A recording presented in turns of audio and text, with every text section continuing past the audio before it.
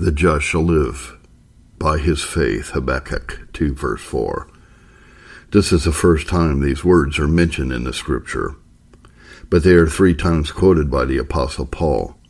He preaches at word thrice upon them, Romans 1 verse 17, Galatians 3 verse 11, Hebrews 10 verse 38. For it is full of heavenly matter and is made use of by the apostle to several purposes.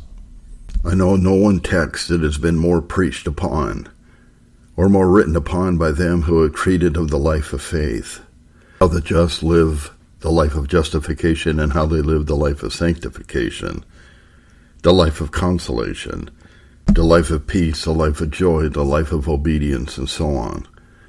My design is quite of another nature, and is that which falls in with the design of the prophet in the first use of the words, as we shall presently see. You know that for many years, upon all these occasions, without failing, I have been warning of you continually of an approaching calamitous time, and considering the sins that have been the causes of it.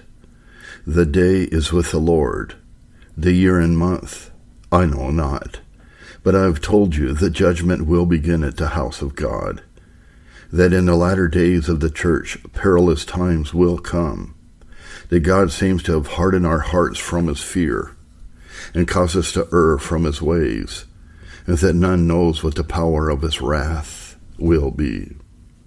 In all these things I have foretold you of perilous, distressing, calamitous times, and in all men's apprehensions they now lie at the door, and are entering in upon us. Now I must change my design, and my present work will be, both upon this, and if I live upon some other occasions, to show how we ought to deport ourselves in and under the approaches of distressing calamities that are coming upon us, and may reach it, may be, up to the very neck. What this text teaches us is that in the approaches of overwhelming calamities, and in the view of them, we ought in a peculiar manner to live by faith. This is the meaning of this text. And that this is our duty appears from this passage in the context. For the prophet had received a vision, a dreadful vision, from God of the coming in of the Chaldeans, and of the destruction they would bring upon the church and upon all the land in the foregoing chapter. Having received this vision, he considers what is his own duty, and what is the duty of the church in the approaches of this distressing calamitous season. Why, he says in verse 1, I will stand upon my watch, and set me upon the tower, and will watch to see what he will say to me, and what I shall answer when I am reproved. God will reprove me. There will be great arguings between God and my soul. I know my own guilt and sin, and I would be in a readiness to have something to answer God when I am reproved, something to betake myself to. The answer, he says, I will betake myself to, is this: the just shall live by his faith. 2 things are here included. First, he says, I will betake myself, as the apostle makes use of it, unto Jesus Christ for righteousness. I have nothing else to answer God when I am reproved. Secondly, I will pass through all these terrible and dreadful dispensations of providence that are coming upon me by living the life of faith, a peculiar way of living, as we shall presently see. When the flood was coming upon the world, Noah was a preacher of righteousness, 2 Peter 2 verse 5. What righteousness did Noah preach? Why, that righteousness in which he himself was a partaker, for he became heir of the righteousness which is by faith, Hebrews 11 verse 7. When the flood was coming, Noah preached a righteousness of faith to the world, that they might escape if they would attend to it, but it was rejected by them. Therefore I say, in the approach of a calamitous season, there is, in a special way and manner, a living by faith required of us. But you will say, what is a calamitous season? Or when do you esteem a season calamitous? I will give you 2 things for the description of such a season as I judge to be manifestly calamitous. Number 1, when it exceeds the bounds of affliction. or when the dispensations of God's anger in it cannot be reduced to the head of affliction. Ezekiel 21 verse 9, 10, and 13. Son of man, prophesy and say, Thus saith the Lord. Say, a sword is sharpened, and also furbished. It is sharpened to make a sore slaughter. It is furbished that it may glitter. Should we then make mirth? It contemns the rod of my son, as every tree. Because it is a trial. And what if the sword contemn even the rod? The rod comprises all affliction, but God will bring a sword, a judgment that shall not be reducible to the head of affliction. It shall contemn it. Now I say, let it be what it will, when a calamity befalls a people, or the church of God, that cannot be reduced to the head of affliction, but that every one shall find there is anger, judgment, wrath in it, then it is a distressing time. When judgments fall promiscuously upon all sorts of persons, and make no distinction, then I take it to be a distressing time, for they strip men of the comforts they cherish in their own minds. Job 9, verses 22 and 23. This is one thing, therefore, I said it. He destroys the perfect and the wicked. What? Does God always do so? Does he never make a distinction about judgments? Yes, sometimes, but if the scourge slays suddenly, he will laugh at the trial of the innocent. When God brings a scourge or a sword that shall slay promiscuously, that shall seize upon, destroy, and devour the innocent, so that they shall not escape, he will be as one that stands by rejoicing to see how they carry themselves under their trial. Now this is enough to give satisfaction as to what I intend by a distressing, calamitous time. It cannot be reduced to the head of affliction, and it slays suddenly and promiscuously the perfect and the wicked, and it may be the good fig shall go first into captivity. I am not much otherwise minded, and God may have mercy for them in that dispensation. I shall now show you these two things. First, how we shall live by faith, how we should deport ourselves, what faith will do in such a season, what our duty is under the approach of these calamitous, distressing times that are coming upon us. Secondly, I shall show you how faith does and will carry it under other perplexities that we have upon us, that we either feel or fear.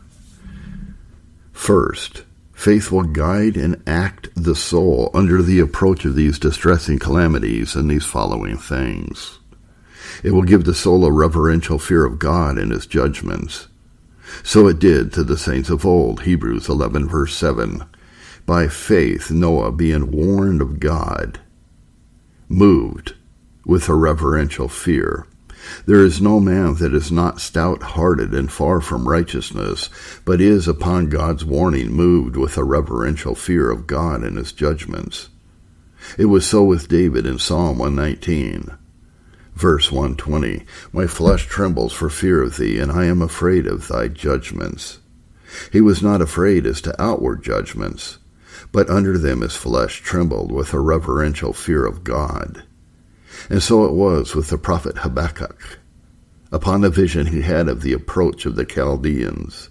Chapter 3, verse 16, When I heard, my belly trembled, my lips quivered at the voice. Rottenness entered into my bones, and I trembled in myself that I might rest in the day of trouble. When he comes up to the people, he will invade them with his troops.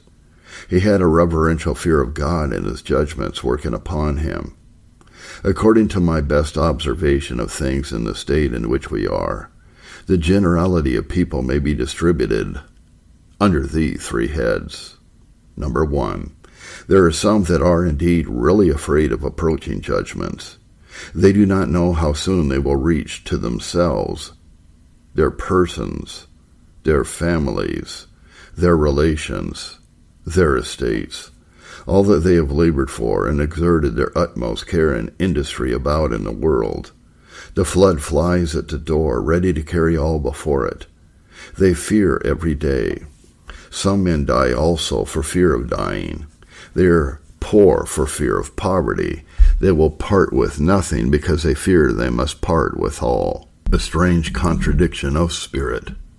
Now this is not the work of faith. So far as it prevails upon any of our spirits, God will rebuke us for it. Isaiah 51:12 and 13.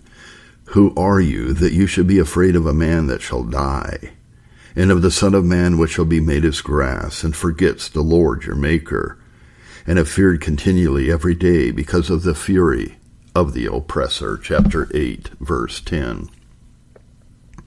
And have you not sanctified the Lord in your heart, nor made him your fear? Who are you? God hates this sinful fear. It is an abomination to him. This is nothing but the fear of self. We will keep all warm about us while we are in this world and are afraid of the besom of destruction. Number 2, there are others who utterly despise these things.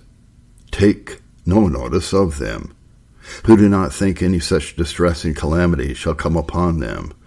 If it does, they shall deal well enough with it. Isaiah 28, verses 14 and 15.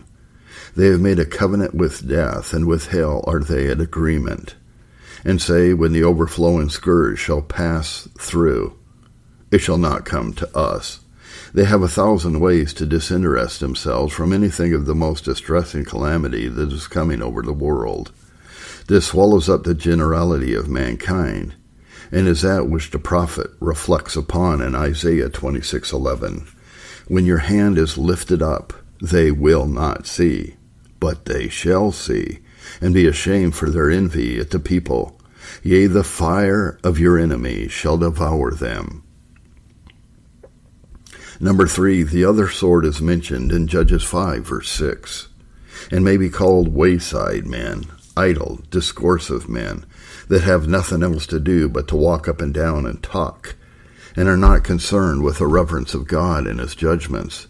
They talk of them as if there were no God in heaven to regard them, or as if they had no concern with him. If we have the least true saving faith and exercise, it will cast this cursed frame out of our hearts. It will be daily working it out of our souls, and will bring us to that which I told you is the proper work. God, saith the psalmist in Psalm 9, verse 16, is known by the judgment which he executes. And what of God is principally known in the judgment which he executes in the world is but little considered.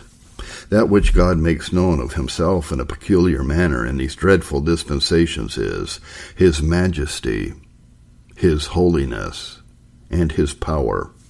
God will appear to be awfully majestic and wonderfully glorious in such dispensations. He speaks of himself upon that occasion in Isaiah 2, verses 20 and 21.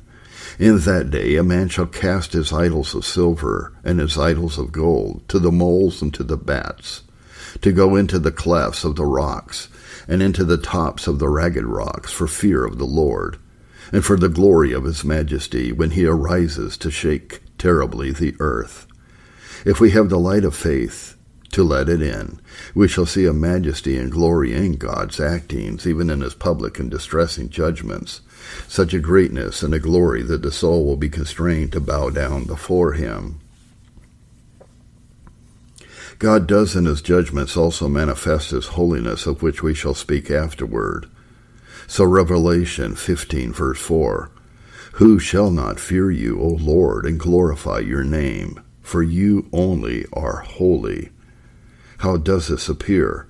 For your judgments are made manifest. When God makes his judgments manifest, his holiness will appear. And so when Habakkuk came to plead with God about that great judgment of the Chaldeans which gave occasion to my text, he cries out, O Lord my God, my Holy One, you are of purer eyes, and to behold iniquity. In them also glorifies himself in his power. He sets up one and pulls down another, and does whatsoever he pleases. Herein he manifestly shows his sovereign power. Now to live by faith is to cast out all those cursed frames before mentioned, and to bring this frame into your hearts as the foundation of all that follows, namely that you have a reverential fear of the majesty, the holiness, and the power of God and all his judgments. And without this we shall not please God in anything we do. These are the true sayings of God. If there be another frame in us, this dispensation will pierce to the very soul before it be over. That is the first thing. The second thing is, where faith has filled the soul with a reverential fear of God, its first work will be to put the soul upon preparing and providing an ark for itself. So it was in the great example of our faith before mentioned.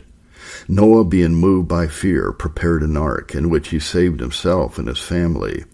Let men pretend what they will, unless they are under a strange, careless stupidity and security, which I fear is upon the generality of professors, they cannot in such a season as this, but be preparing some reserves for themselves.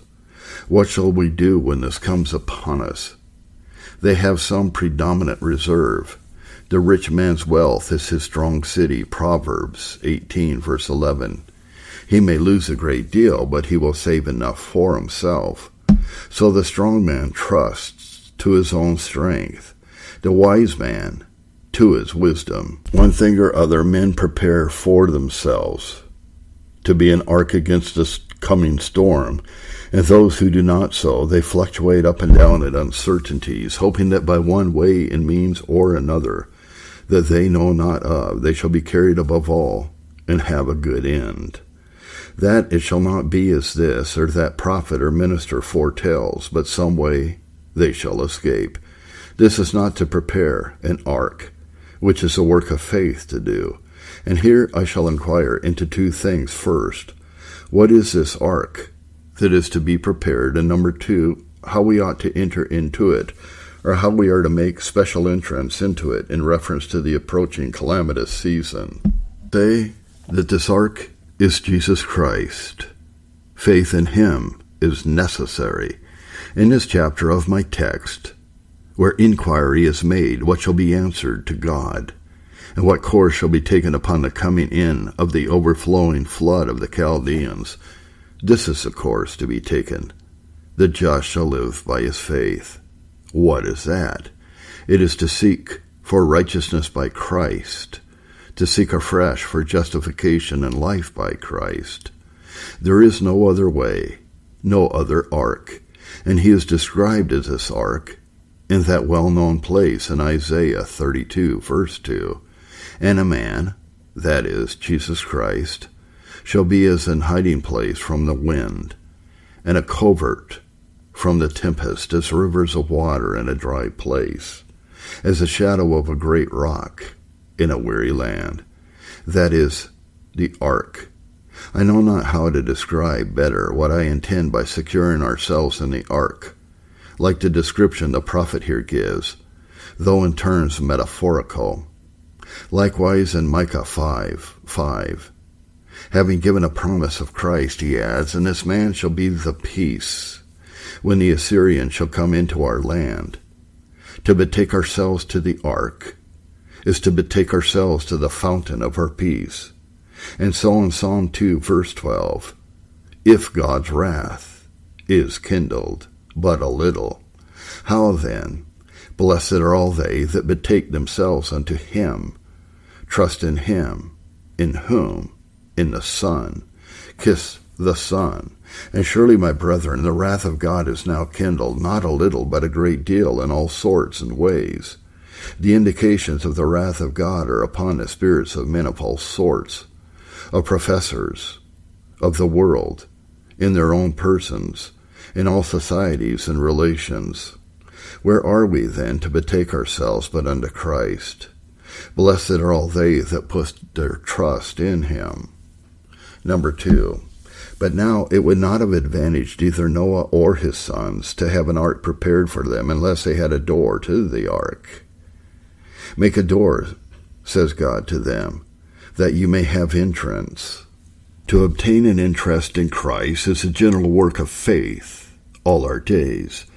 But how shall we be able now to make a special entrance into this ark, suitable to the state and condition in which we are, and to approach a calamitous season that is hastening upon us? I know but of one way for our making a special entrance into this ark. Jesus Christ, in reference to such a season, which is the solemn renovation of her covenant with God. This is a way that has been used by the church from the foundation of the world without any instance of the contrary.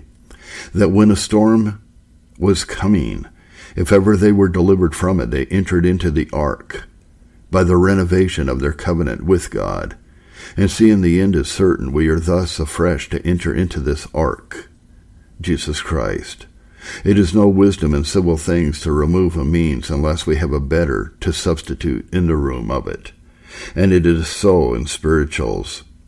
I desire all that fear God, that they would stir up their hearts and thoughts and offer to us, if they can, a better way for this church or any church to enter into the ark in the approach of a storm than this, and it shall be embraced.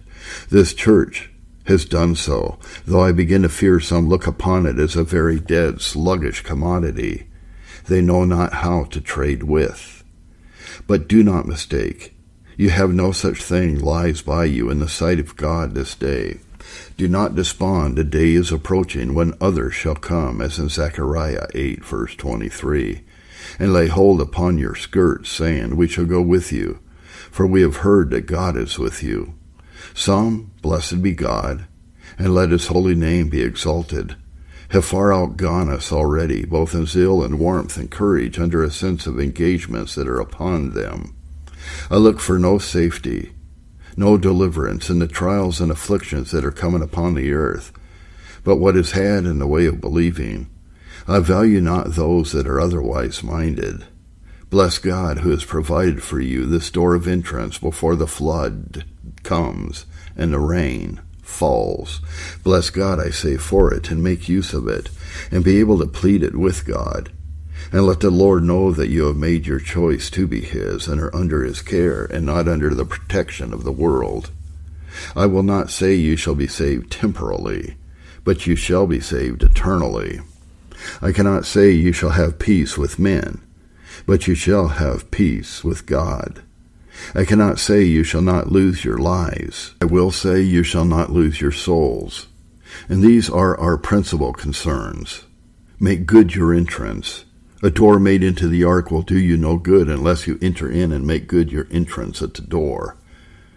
How shall we make good our entrance into the ark, that we may have safety in it? If we are not at this work, we have no faith.